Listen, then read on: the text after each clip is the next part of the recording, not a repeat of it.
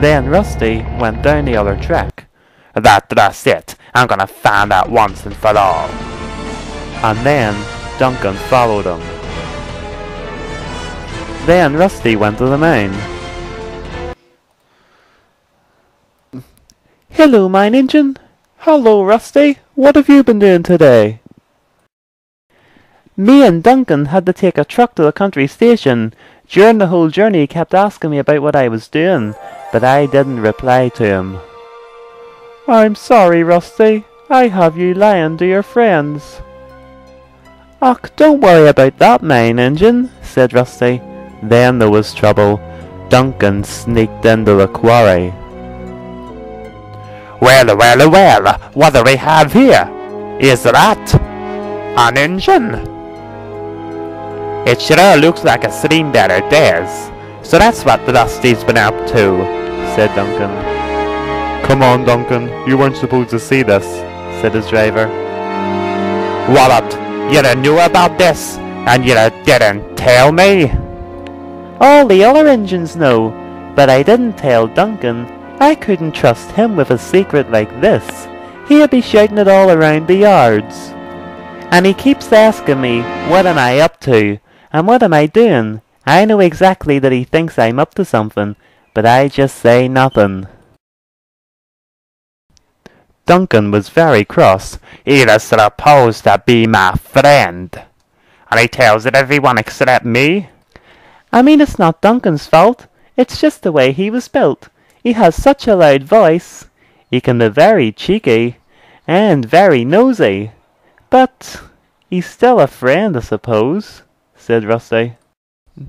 Still a friend, I suppose, shouted Duncan. Oh, Duncan! What? Well, what do we have here? Please, it's my fault. Don't blame Rusty. Duncan, please let me explain. You don't understand. I don't understand, and I think I've heard enough of you for one day, shouted Duncan. You were supposed to be my friend, and yet you told everyone on the island except me. Why? Wasn't it in case I would tell the train controller? Well, Duncan, no. Please, Duncan, no, said Rusty. You'd have put a rusted matchbox in front of our friendship. Wait till the train controller hears about this. And then Duncan started by himself. Oh no, said Mine Engine. Oh no. Don't worry, Mine Engine. I will race after him, said Rusty, and Rusty raced off. You were supposed to be my friend. Hide in a little scrap engine in the quarry. Oh, what will a thin controller ever say? Duncan, stop! Oh no, said Scarloway. Duncan has found out about the mine engine. Oh, what's gonna happen now? He's gonna tell the thin controller, said Scarloway. Just then, Freddy arrived. Scarloway told him all about Duncan and the mine engine, and that he was going to tell the thin controller. Don't worry, Scarloway. I'll see what I can do, said Freddy. And then Freddy raced off. And then Duncan arrived at the thin controller's house. Mr. Percival! Mr. Percival! Shouted Duncan, and he blew his whistle. Mr. Percival, you better come out. Duncan, stop it, said his driver. No, you've done enough. You're as bad as that diesel, said Duncan to his driver. Now. Then Rusty arrived, and so did Sir Handel. Freddy has told me what has happened. Duncan, don't do this. You don't understand, said Sir Handel. If Bertram or Smudger find out about this, the little engine could get killed. Duncan, listen and I'll tell you about the engine. Oh my! So that's why it's had to be kept a secret, said Duncan. And if the thin controller or fat controller finds out, there mightn't be enough money to get him restored, and they might just send him to the smelters. Just what was supposed to happen to him, and that would not be fair, said Sir Handel. And he's only one of them old mine engines, so they wouldn't think twice about getting him sent to the smelters. That's why we've had to keep him a secret all this time, said Sir Handel. Ora, I didn't know. Poor little engine, said Duncan. He was found a day after they found Smudger. If only they would have found him first, he would have got restored, and Smudger would have still been a generator. Well, they could all do without Smudger, said Duncan. Then there was trouble. The thin controller came out. He was very cross. "What's going on here?" he said. "Why you's all outside my house?" This has went on long enough, and Rusty told them all about the main engine. "You say he has no name?" Yes, said Rusty.